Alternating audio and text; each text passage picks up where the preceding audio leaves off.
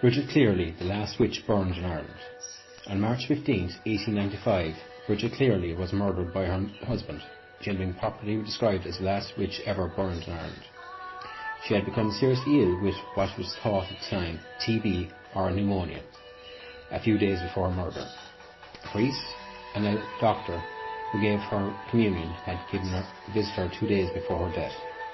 The illness may have caused feverish ramblings. These ramblings caused her husband Michael and her friends to believe that she had been taken by the she and replaced by a sickly changeling in her place. Michael forced her to drink a folk remedy made from a mixture of herbs boiled in milk, which was thought at the time to drive out the she from the house. Also 3 to 4 pints of urine was poured over repeatedly to bring back Bridget instead. By this time it was late evening, and it was thought that if Bridget was not returned by the she by midnight, then she was lost to land beneath the waters for all eternity. When these remedies failed to cease Bridget's ramblings, she was taken over to the fireplace, and Michael threatened her with a piece of burning firewood, and her clothing caught fire. He then threw lamp oil over her.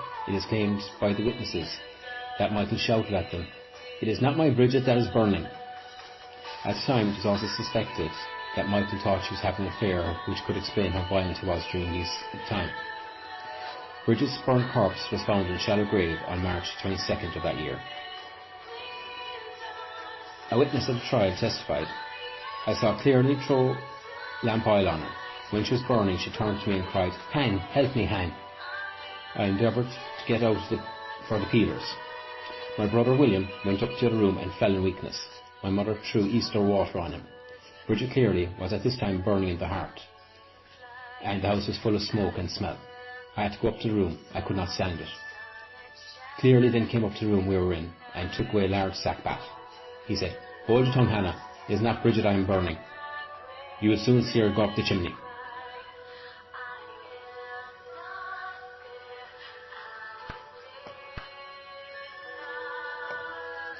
Michael Clearly was found guilty of manslaughter and was sentenced to 20 years of penal servitude. He was released after 15 years and immigrated to Canada. The judge of the trial stated, "By no means I am convinced that all talk of fairies is not a cloak for ordinary murder." He felt that the evidence was more consistent with murder than manslaughter, but had to go with the jury's verdict. He found the 8 witnesses in the house guilty of wounding. Bridget Clearly's death remains famous in Irish popular culture, and there is a nursery rhyme. Are you a witch, or are you a fairy? Or are you the wife of Michael Cleary?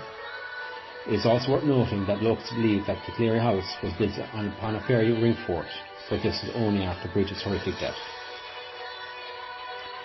It is clear to us that the whole tragedy was caused by ignorance and intense belief in superstition by the society at the time, and used as a scapegoat to escape the responsibility of atrocities.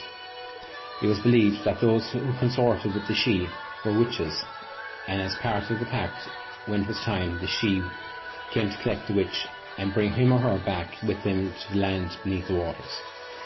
They replaced the witch with one of their own to avoid suspicion. How considerable? But there was also telltale signs. Unfortunately, it was the same for infant children born with, for example, Down syndrome or other physical abnormalities, where parents were convinced by their apparent betters that the she had spirited away their real child and replaced it with one of their own. I'm not even going to begin writing about or talking about the horrors of forced solitude brought on by these innocents.